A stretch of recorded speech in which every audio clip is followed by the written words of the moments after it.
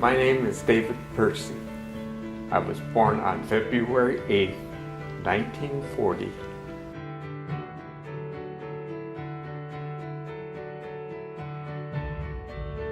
Initially, it happened in Charleston with a routine checkup.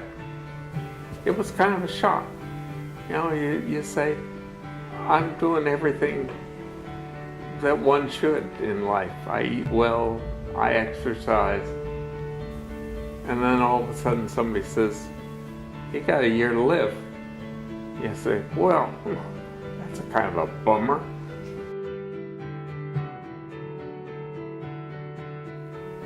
Fortunately, living when we did, discoveries were made. Chemotherapy became more effective. 16 years is 16 years, a lot longer than most people have, and a lot longer than most people live.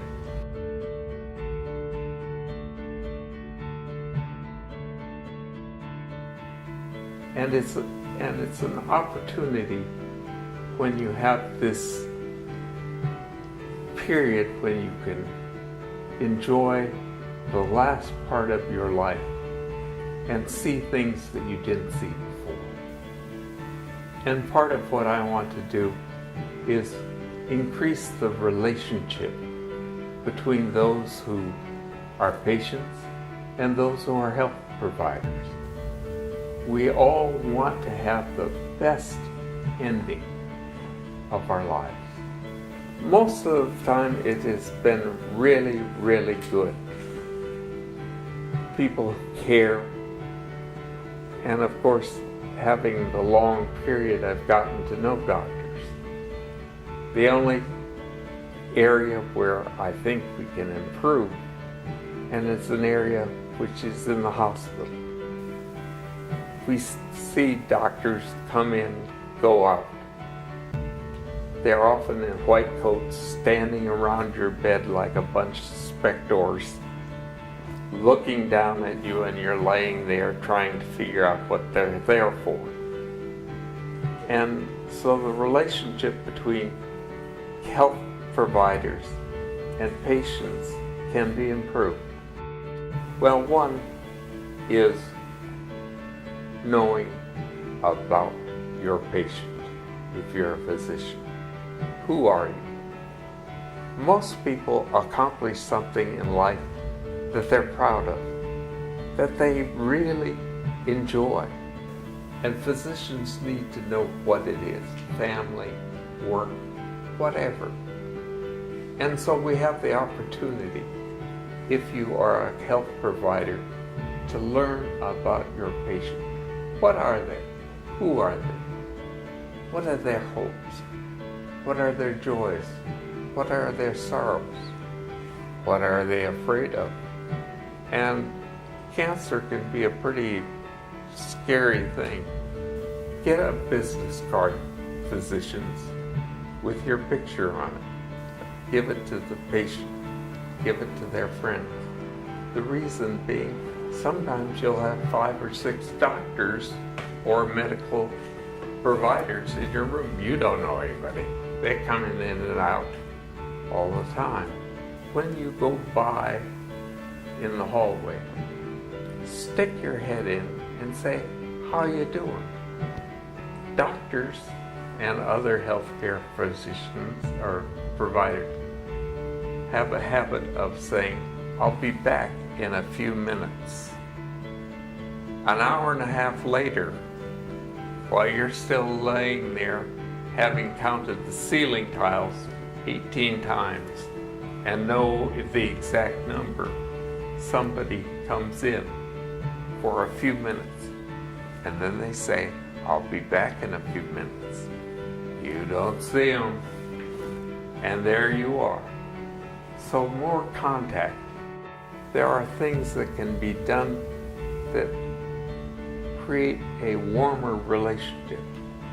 I like candy, so if they carried around a pocket full of candy, I'd take a hard piece of candy. I'd enjoy it, and it makes them more human. So I want to know that the people who are caring for me have an interest in me and care about me.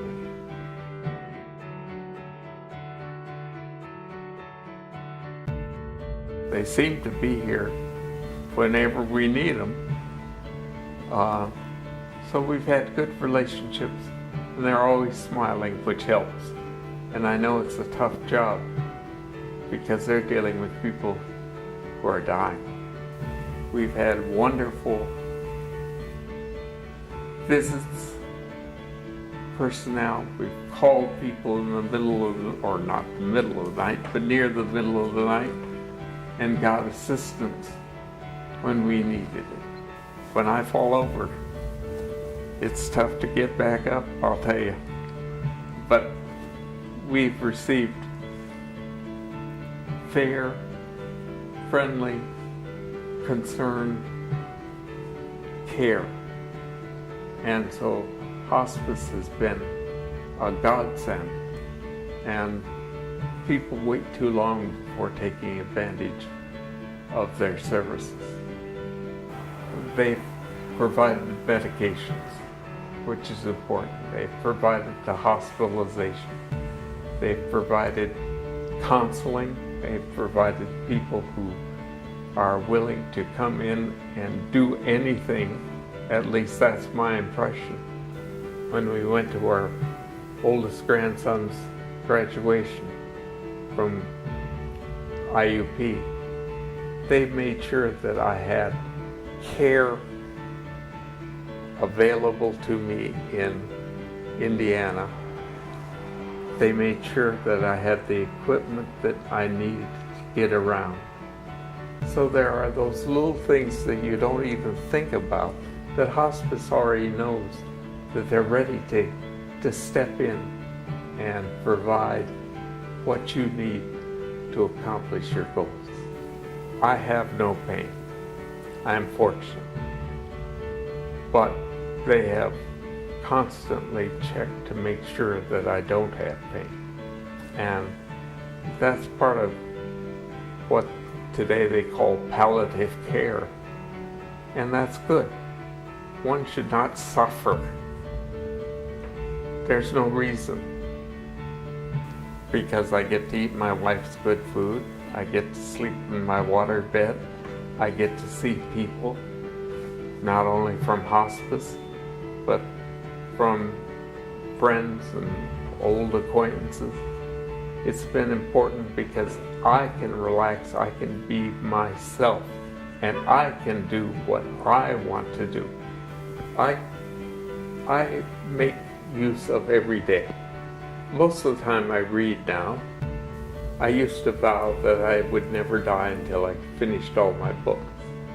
The problem is I keep buying books.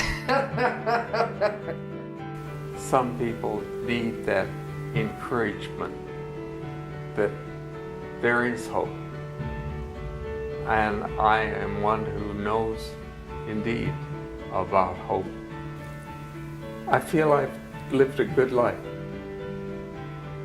And part of it has been the support of a family that says everyone has to do their best or even better.